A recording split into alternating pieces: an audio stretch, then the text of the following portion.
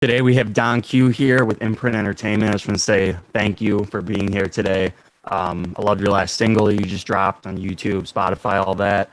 And yeah, just to kind of like get right into things, my introduction to you was through freestyles, like these Funk Flex freestyles that I'd watched kind of all throughout my youth. And then, recently you just had the one drop 4 days ago. But back in the early days in New York City, and getting that first Funk Master Flex freestyle on Hot 97, you rapped over that Uchi Wally Nas beat. And I really loved that, and sort of seeing where you went then to where you are now, and looking at battle rapping and freestyling, sort of what role does freestyling and battle rapping play in for you as a rapper and getting you to where you are right now? Uh, yeah, that growing up, that's what I used to do, like battles, just writing freestyles and shit. Like I never used to make music as much. It was more just writing battle rap verses and shit, just so I could be prepared when I'm outside, just in case I got to battle somebody or something like that, get into a cipher or something. So it was more about that than actually getting in the studio making music at first. So that's how I started. Yeah, I feel that, and it's just it seemed like it was kind of naturally part of a progression of where you were at, and that New York Yeah, is sort of the center of all of this. that was a big New York thing years ago when I was young. Like before you had to be nice outside first before you could just be trying to go make music and shit. Yeah, and it feels like we're in the age now where artists are kind of born and bred online. Usually, a couple of years ago it was SoundCloud, now it's coming to TikTok, but they have to prove themselves usually on just a few tracks or snippets or something. But what benefit do you think someone like yourself has having to start off in this sort of industrial self-made route where you really had to prove yourself in the public sphere, live? Yeah, I was cool with it because I was prepared for it. So when the time came to do like Hot 97 and shit like that, it was like I knew that was my chance to. Cause I didn't have no music out, so it wasn't like I had a record out or nothing like that. I think I probably had like Bando Bag on Me with A Boogie or something. I don't even know for sure if that was out yet. It might have been out, but I didn't really have nothing on my own. So I'm like, yo, this is gonna be my time right here to stand up. You had sparks flying between you and Tory Lanez. And Yeah, it's definitely true. That's why when you talk about the Tory Lanez and shit like that, I feel like that was good for the culture at the moment because there's not too many people that could even do that. It was definitely a good look for the culture for hip hop.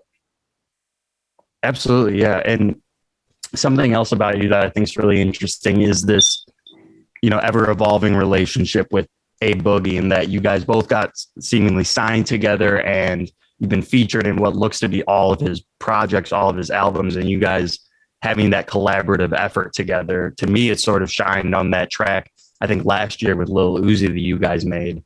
Oh And yeah, yeah. yeah, that was super hard. And what's it like having someone like that by your side for sort of all of this? Somebody to ask advice from, somebody to sort of talk with about these things that you're both going through. It's a blessing, just to be around somebody that talented, like a young kid like that. Like he definitely pushed me. He made me. I feel like if it wasn't for him, I probably wouldn't even take the shit serious. I still would have just been just rapping regular freestyles and shit. He made me really want to take it serious because I seen where it could go.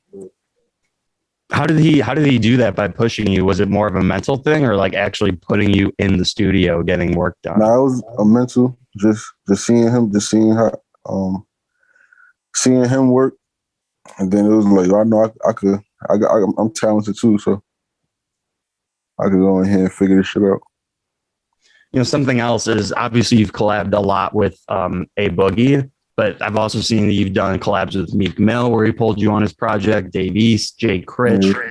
And is there a feature or a moment giving the feature that sort of stands out to you as like, a prominent moment for you showcasing your talents to fans of other artists that pull you onto those projects?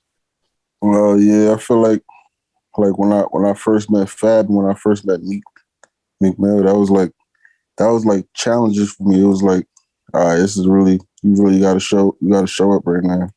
Cause these the niggas that you've been listening to your whole life, and you want these niggas to know that you for real. So you got to show up. Yeah, and I remember another feature that I caught you on was a song with Benny the Butcher, and he's somebody that's like I can't even imagine trying to catch up with him. So do you have to like sort of overwork yourself in a way and prepare yourself for this sort of like going against with this guy that's proven himself so much? The Benny feature, it was kind of random. Like we both was in Atlanta. I was in the studio. I just called him, told him to pull up. And when he pulled up, I was just working on the record. I'm like, yo, he probably when I called him, like, yo, Benny probably sound fire. And when he got there, I'm like, yo, you want to get on this? And he just did it. So yeah, it came out fire. You know, he's tough. Absolutely, yeah. Is there any like features or anything coming up that you're excited about working on or thinking about working on?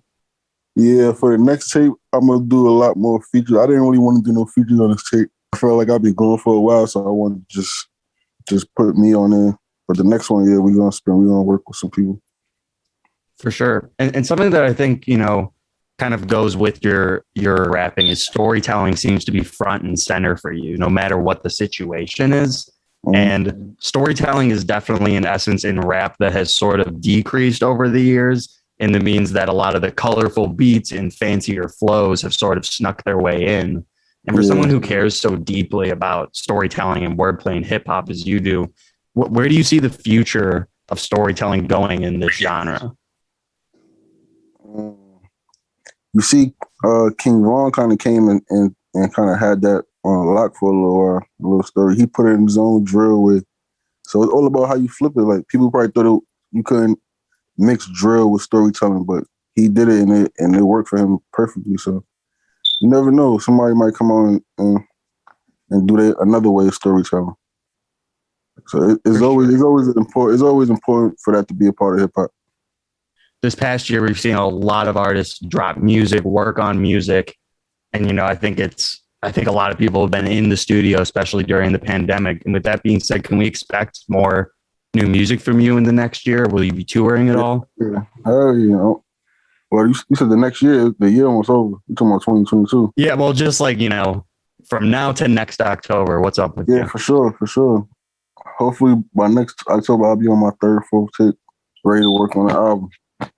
And, with all this music that you're releasing, that you've released in the past and that you're continuing to drop, it's clear that messaging has been a big part of your music. And, what message do you want to send to your fans with the music that you're dropping now and that you're going to drop? I just want to let them know that I'm consistent this time around. I ain't letting up. One thing they hate, that I don't drop a lot. Anything that you'd like to share with like the go-getters, dream chasers out there that might look to you as an inspiration and those that are still pursuing their careers? Just keep going, man. Never stop. Never stop. The more work you put in, the more you're going to get out of it. Thanks for taking the time out to be with us here today at IMPRINT Entertainment. What's up, man? It's Don Q here with IMPRINT Entertainment. You already know what it is.